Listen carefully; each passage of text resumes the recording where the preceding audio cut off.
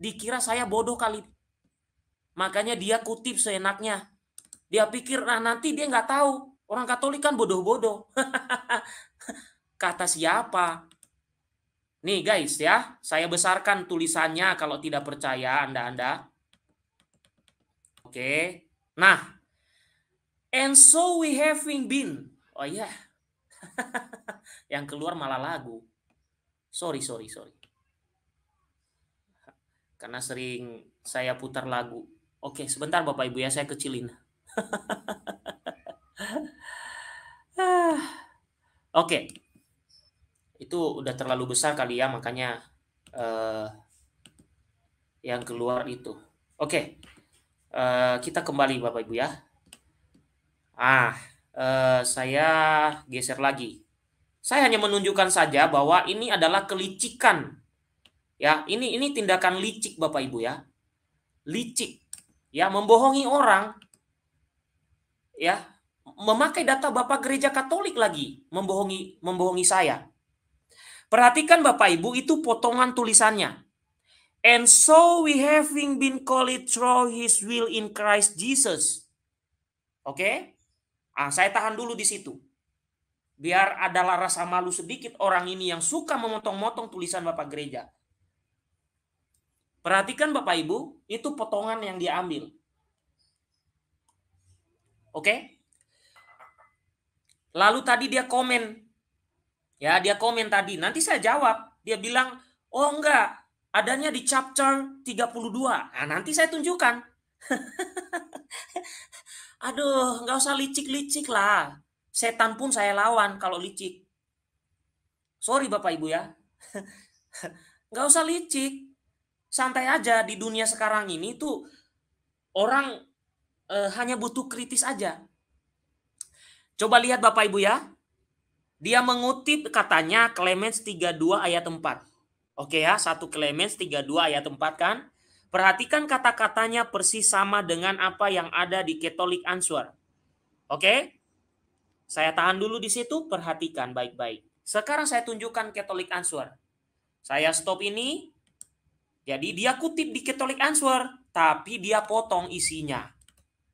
Ya, biar malu-malu, langsung malu dia. Ya. Saya permalukan sekalian, ya. Oke, ini tulisan dari Clemens dari Roma. Mari kita baca sama-sama dan saya terjemahkan saja Bapak Ibu. Mungkin agak ada yang maksudnya supaya kita pahami. Kesalahannya Bapak Ibu, bagi orang tadi yang memutilasi tulisan ini, dia memutilasi isinya tanpa dia tahu utuh. Ibarat baca bukunya mulai dari tengah. Dari depannya nggak dibaca, atau baca bukunya langsung ke belakang, kulit belakang. Oke, mari kita lihat. Di situ dikatakan Bapak Ibu, karena itu marilah kita bergabung dengan mereka yang kepadanya rahmat diberikan oleh Tuhan. Marilah kita berpakaian dalam kerukunan, menjadi rendah hati dan mengendalikan diri, menjauhkan diri dari segala fitnah dan fitnah, dibenarkan oleh perbuatan dan bukan oleh perkataan. Lihat Bapak Ibu, saya coba ini ya. Nih, justify by word, not by word. Jadi belum selesai Bapak Ibu. Jangan dipotong di situ seolah-olah save by word alone. Seolah-olah selamat hanya karena perbuatan semata. Enggak, belum selesai. Jangan kebiasaan memotong tulisan. Ya. Dan nanti Bapak Ibu dia mengatakan bahwa ini membuktikan predestinasi. Bapak Ibu, Gereja Katolik tidak menolak ajaran predestinasi. Tapi yang ditolak adalah double predestinasi. Itu yang ditolak oleh Gereja Katolik. Nanti saya jelaskan bagian itu.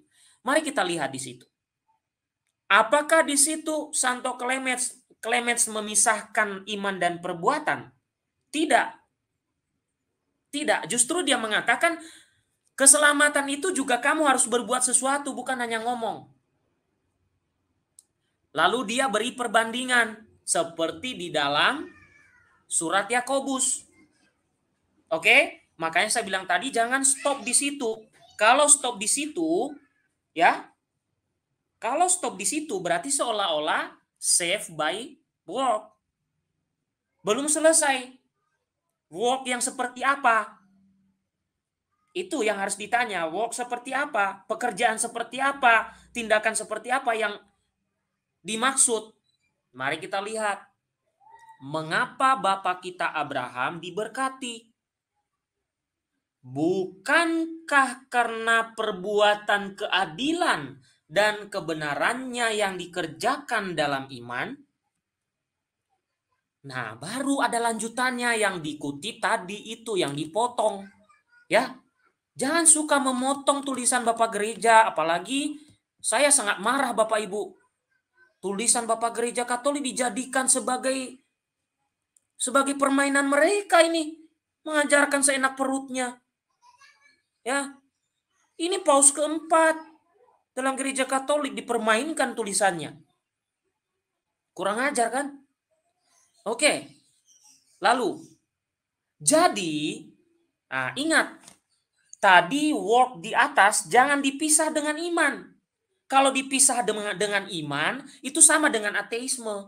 Ateisme juga berbuat baik. Makanya memang perbuatan baik tidak boleh dipisah dengan iman. Atau iman tidak boleh dipisah dengan perbuatan. Ya. Oke? Mari kita lihat Bapak Ibu. Jadi kita yang dipanggil oleh kehendaknya di dalam Kristus, ya, oke, tidak dibenarkan karena diri kita sendiri atau karena hikmat atau pengertian kita sendiri atau kesalehan atau perbuatan yang kita lakukan di dalamnya. Ingat Bapak Ibu, yang dimaksud itu adalah jangan pisahkan imanmu pada Kristus dengan perbuatan. Makanya dikatakan di situ bukan karena diri kita sendiri. Apa sih maksudnya diri kita sendiri Bapak Ibu? Begini, tadi saya buat perbandingan. Meskipun tidak semua ateisme tidak percaya Tuhan, tetapi ada juga yang beriman tetapi tidak menganut suatu agama. Tapi saya ambil contoh. Yang dimaksud bukan dari diri kita sendiri, artinya adalah terlepas dari iman. Terlepas dari iman. Perbuatan yang terlepas dari iman. Contoh, tadi saya sudah katakan, kalau ada yang mengajarkan save atau keselamatan hanya melalui perbuatan, jawaban saya, orang ateisme pun akan selamat. Karena mereka banyak berbuat baik. Maka gereja Katolik mengatakan itu anatema sin. Sesat. Kenapa? Karena perbuatan itu dilakukan di luar iman. Maka gereja Katolik tidak mengatakan dan tidak mengajarkan save by work alone. Atau keselamatan diperoleh semata-mata melalui perbuatan. Tidak, no. Tetapi, Bapak Ibu, gereja Katolik mengajarkan bahwa perbuatan yang kita lakukan itu tidak terlepas dari iman kepada Kristus. Ingat, titik poinnya adalah Kristus. Titik poinnya adalah Kristus. Makanya dikatakan di situ bukan dari diri kita sendiri, bukan diri kita jadi titik poinnya. Kalau diri kita menjadi titik poinnya, maka kita akan seperti ateisme. Ateisme titik mereka diri mereka sendiri. Ya. Makanya di sini tulisan Santo Clemens itu tidak mengatakan bahwa keselamatan itu by faith alone atau by work alone. Tidak. Tapi perbuatan selalu satu dengan iman. Atau iman selalu satu dengan perbuatan. Makanya lihat di bagian selanjutnya Bapak Ibu ya. Tadi sampai di mana tadi ya? Oke. Sampai di perbuatan yang kita lakukan di dalamnya. Tetapi dia mengatakan di situ, in holiness of heart, kekudusan hati, tetapi melalui iman yang olehnya Allah yang Maha Kuasa membenarkan semua orang. Maka tadi saya katakan Bapak Ibu, di atas, di bagian atas tidak boleh dipotong. Kenapa? Bagian atas ini mengajak apa Bapak Ibu? Let us. Nah ini. Oke.